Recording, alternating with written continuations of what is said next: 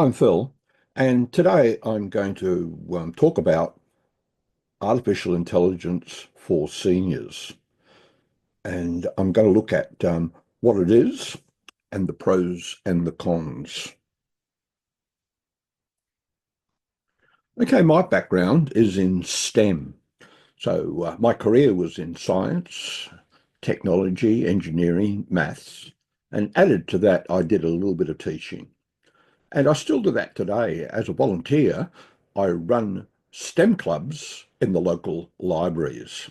And one at the moment is at Mount Druitt Library, where we get young students that are taught the principles of coding. Okay, AI for seniors. Well, it's claimed that it can enhance our lives through technology. So what is it? What does it do? And I'm going to look at it from my experiences.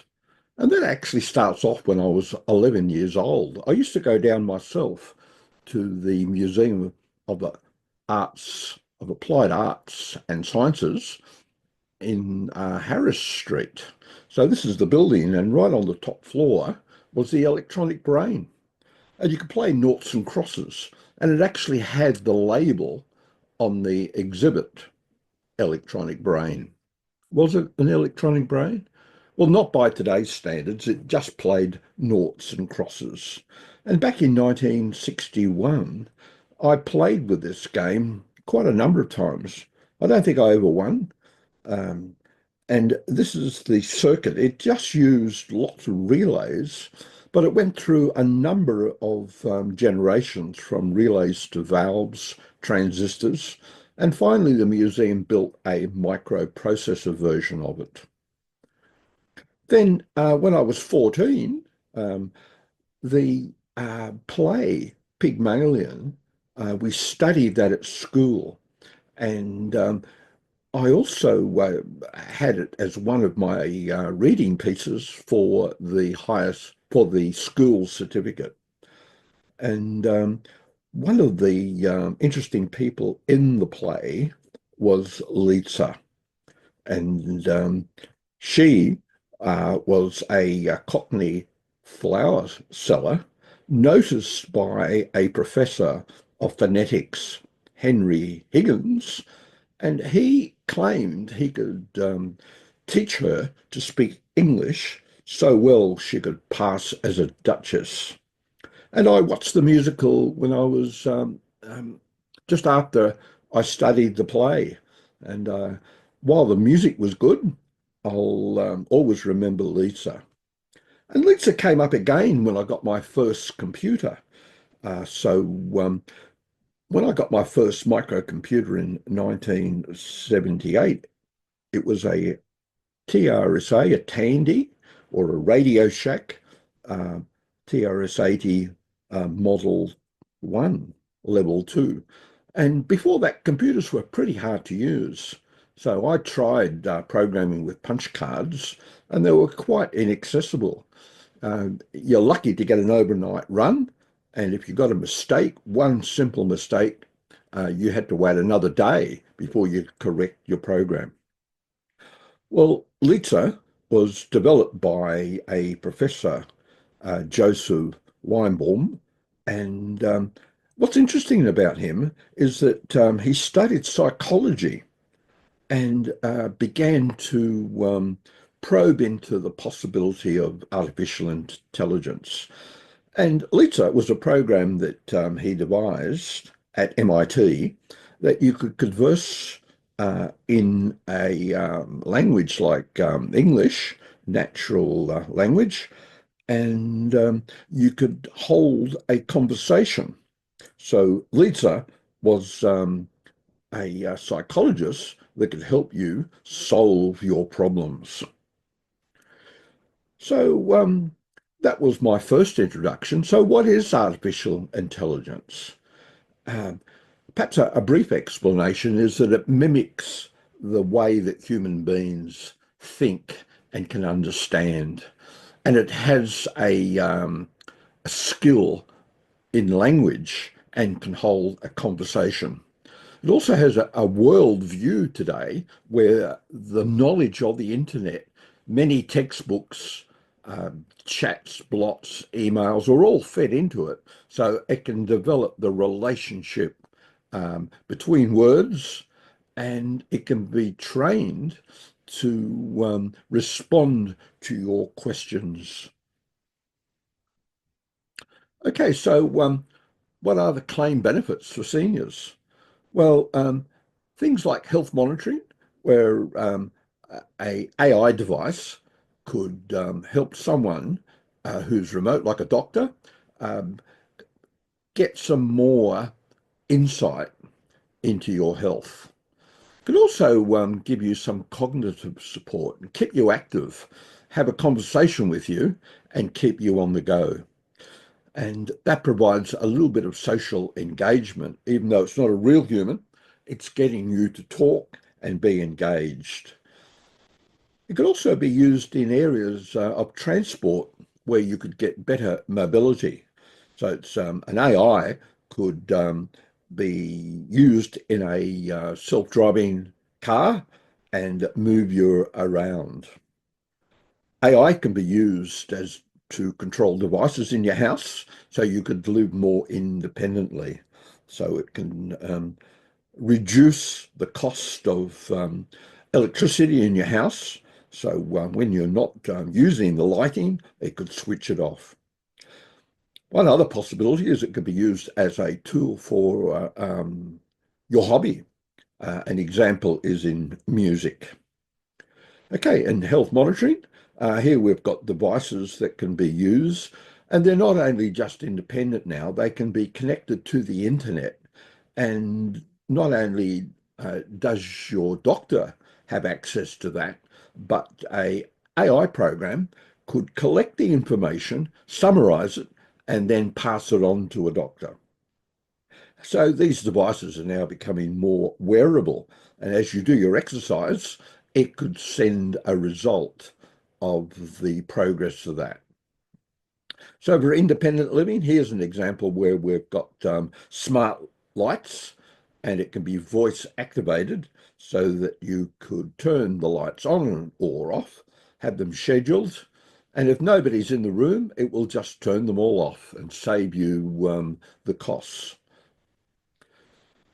And as an example of sensory support, we've got the hearing aid, been around now for a long time, and that can be extended now where we add some cognitive assistance, and that could respond to requests that we hear and help us understand, not only hear from a sensory point of view, but we could also get some cognitive support in our conversations.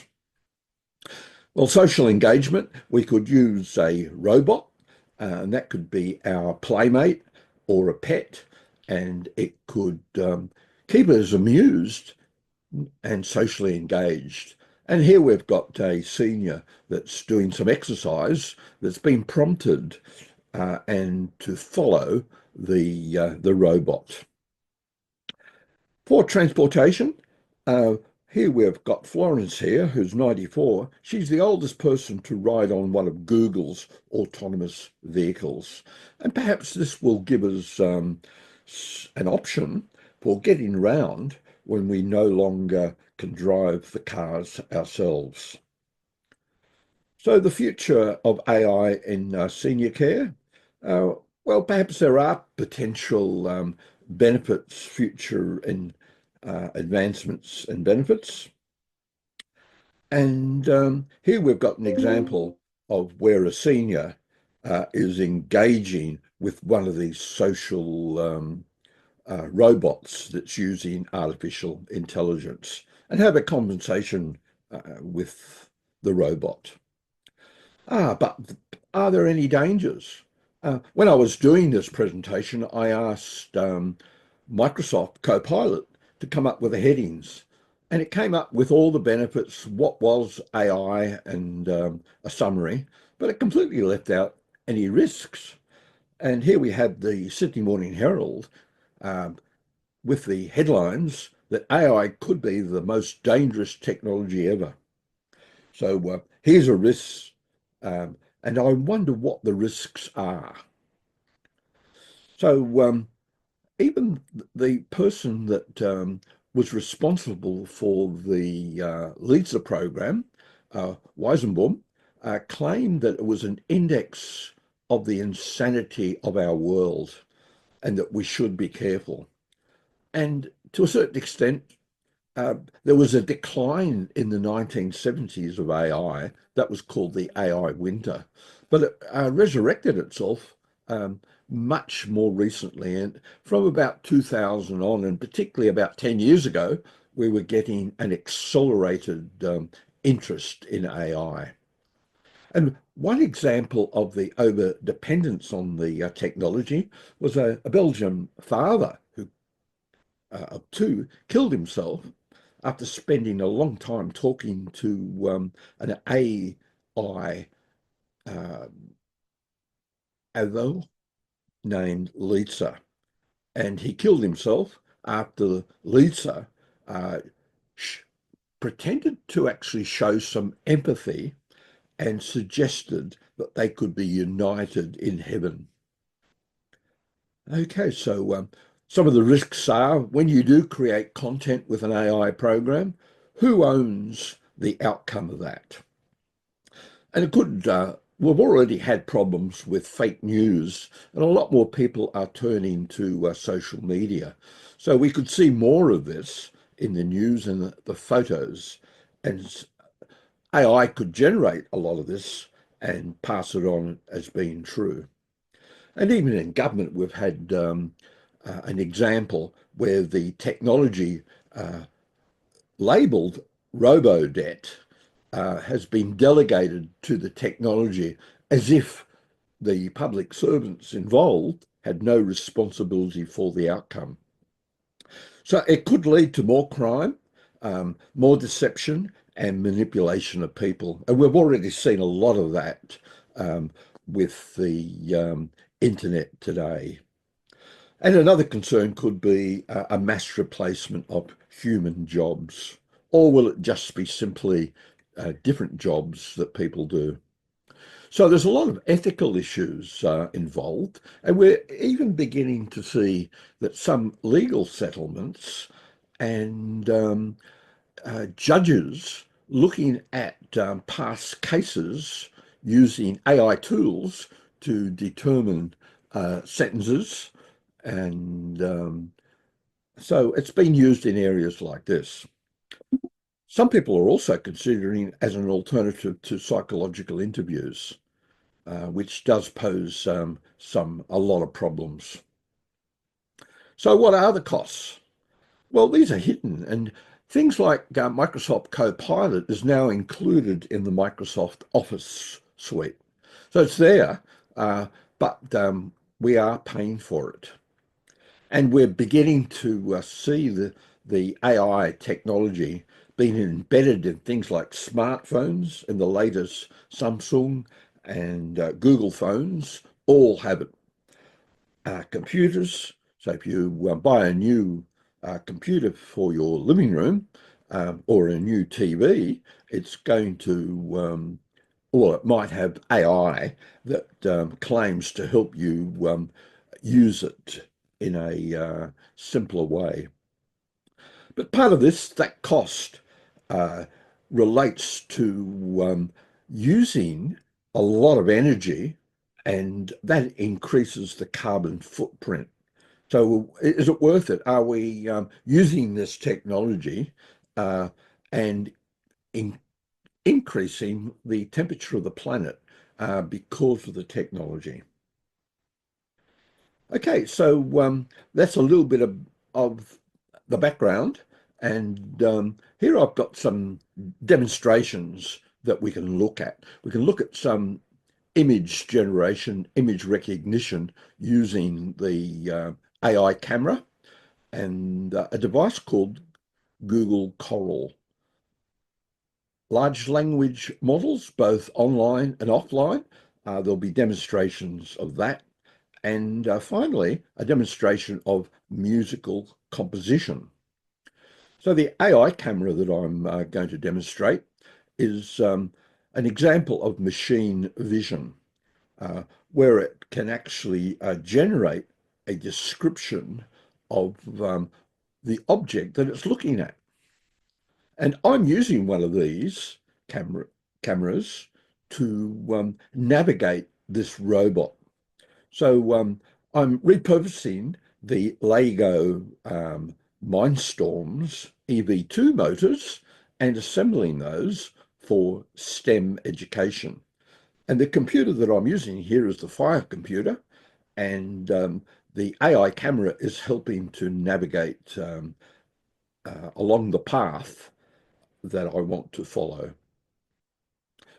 I'm also using a large language model with the Google Microsoft Copilot. And this was recently launched, and it's based on the GPT-4 series. So Microsoft went in partnership with an organization called OpenAI, and they're responsible for the popular program called GPT. So here's our musical composition program. And this particular one, called Artificial Intelligence Virtual Artist, or AIVA, was created in 2016. And while it was initially based on classical and symphonic music, more recently it's including a much more diverse range. So you can subscribe to this and get it to create 3 compositions for you each month. If you pay a bit more, you can get 15 compositions.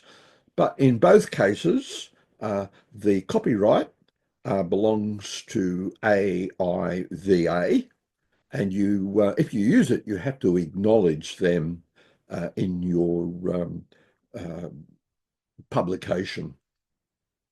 Although you can get, if you're willing to pay $50 a month, you can own and you can use the content as much as you like. So listen to their album called Genesis, and they created it uh, back in 2017, and it's similar to the classical music style. Okay, so some of the large language models. I've got 2 of them here, and both of these are offline. The first one is the M5 Stack LLM module that works with a M5 Stack computer. And it not only has the large language model, but it has speech to text and text to speech modules working in conjunction. So you can talk to it.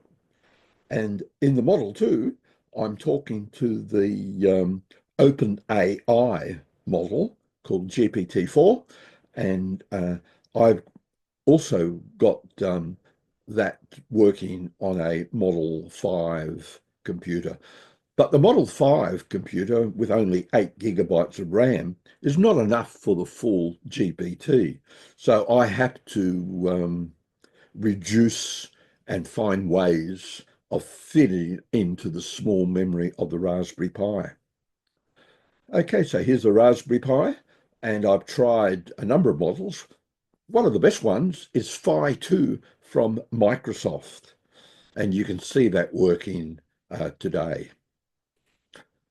Online, I've got a small computer called the M5 Stack Atom working with the Echo Base, and it provides speech input and output and can talk online to the OpenAI ChatGPT-4. And one of the interesting demos today is using Node-RED to analyze images. So all you do is program like this. This is a very simple one, Node-RED. You can see the data flow on top, and the model is in JavaScript. It then calls up a node called OpenAI, and it releases the content, tells you what's in the image. So there's the image, and all I did was press the true button to start off a transaction, and it then gave me a summary of what's in the image. And this is what it said. The image features a scenic landscape with a wooden pathway or boardwalk leading through a grassy area. This surroundings are lush and green with tall grass and some shrubbery visible on either side of the walkway. In the background, there are trees and a blue sky with scattered clouds, creating a tranquil and natural setting. So it's quite observant. I thought that was quite a good description. And I've got a few more examples of that that you can have a look at.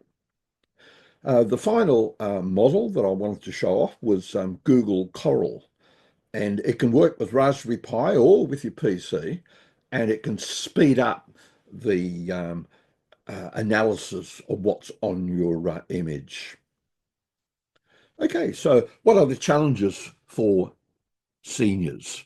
Well, perhaps you could do a bit of creative writing using Copilot or ChatGPT. Compose music for your YouTube video and use AIVA for the lead in and in at the end. And I'm doing this at the moment. You could have a look at whether LED lighting would be useful for you, and could you use a bit of artificial intelligence to help control that. You may be able to use programs like Copilot and ask it questions on how you can stay healthy, or even plan a holiday, or prepare a talk for one of your anniversaries, or help you with the garden. And you could even make your own robot partner, just as we do in our meetup here on robots and artificial intelligence. So in conclusion, we've looked at the key points. We didn't delve too much into what AI is, and I'm quite happy to ask further questions about that. We looked at some of the benefits that included health monitoring, mobility, and daily living. We also looked at the risks and the costs and some of the ethical issues. We had some demos, and there were some challenges for you. So I'm going to hand it over to you now. You can ask some questions, and the demos will be here for you to have a look at.